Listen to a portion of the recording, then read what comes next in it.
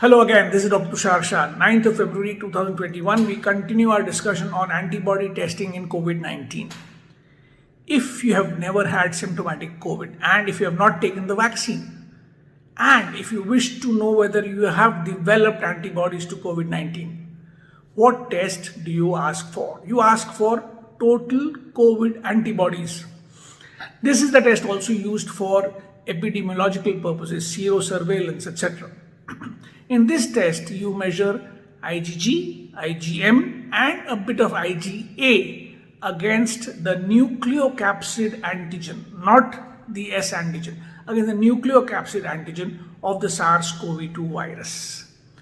If the levels are above the cutoff, which is usually 1.0, then that means you have been exposed to the virus and have developed antibodies. This brings me to an area which is a little controversial.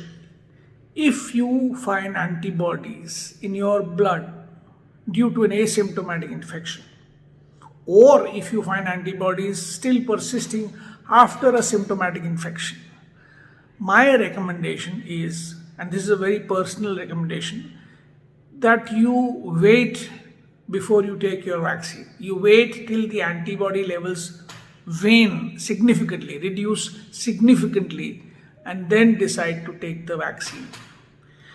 The advantage of this is twofold. One is when you wait to take the vaccine, you are probably taking a good chance at getting a better vaccine, a vaccine that also covers mutant strains, for example, or has a higher efficacy, for example. The second, of course, smaller reason is to give priority to other people who do not have antibodies, and you can go back in the queue. So these are the reasons I believe that if you have antibodies, wait. Now, what level of antibodies are considered good and what is the level at which you should consider taking vaccine is something that I frankly cannot guide exactly about because we don't know. In the Roche test for total antibodies, the cutoff is 1. And those who have seen the Roche test levels, the levels can be 5, 10, 50, 100, 150, maybe 190.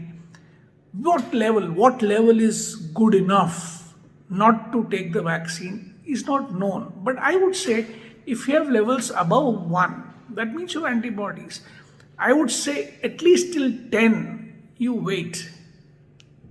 After that, it is an empiric decision. But I would wait, in my case, for example, I would wait till the levels go down below 10 before I decide to take the vaccine.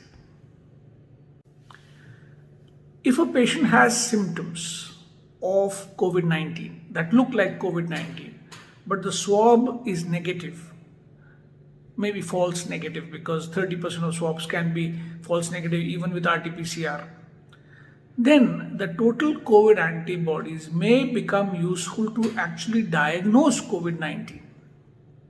As you know, the IgM can appear as early as the 3rd or 4th day.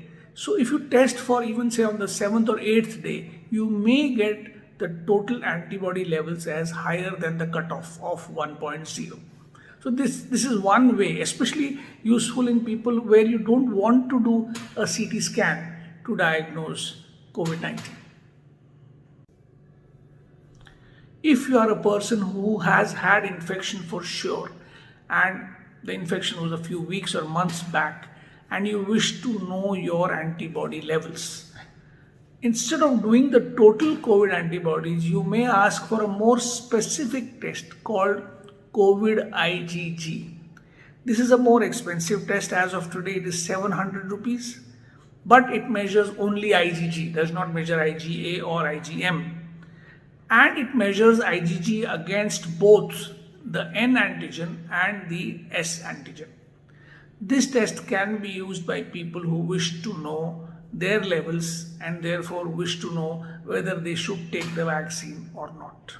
A slightly more refined test than the total COVID antibodies. Another test that is available is called COVID IgM. This measures only IgM, and this measures IgM against both the nucleocapsid antigen and the spike protein antigen. The utility of this test would obviously be only in the first few weeks of the active infection. Why would I do this test? I don't know. I probably would never use this test. We come now to the last part. You have been vaccinated. You have received both the doses of Covishield or Covaxin or Pfizer, Moderna, and now you wish to know whether the vaccines have been effective or not.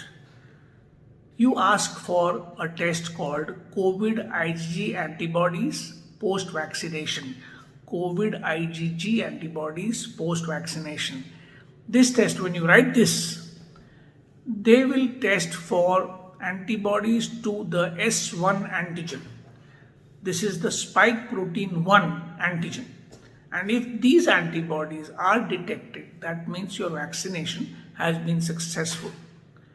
What level or what cutoff of this antibody means that you are protected, we don't know. But any level above the cutoff should be good. How long it will last, we don't know. So maybe after you have tested positive for this antibody, you may be doing this antibody test periodically to know when you will need a booster dose. This antibody test is done on the Roche platform and on the Siemens platform, and there are more platforms coming up.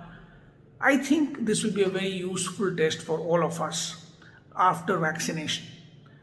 Remember, Covaxin, that is the Bharat Biotech ICMR vaccine, which is a killed virus, whole virus, will induce antibodies both to the spike protein and the nucleocapsid protein, whereas Covishield will produce against only the spike protein. So if you test for spike protein antibody, you have tested for all vaccines. So that's all from me today. This is Dr. Tushar Shah signing off. See you in the next video. Thank you. Wait, there is a postscript. 1 minute more. If you have had COVID and your antibody levels before the vaccine were good and you still decide to take the vaccine, after the first dose, I would recommend that you repeat your antibody test before the second dose. You will see that your antibody levels have significantly risen in most situations.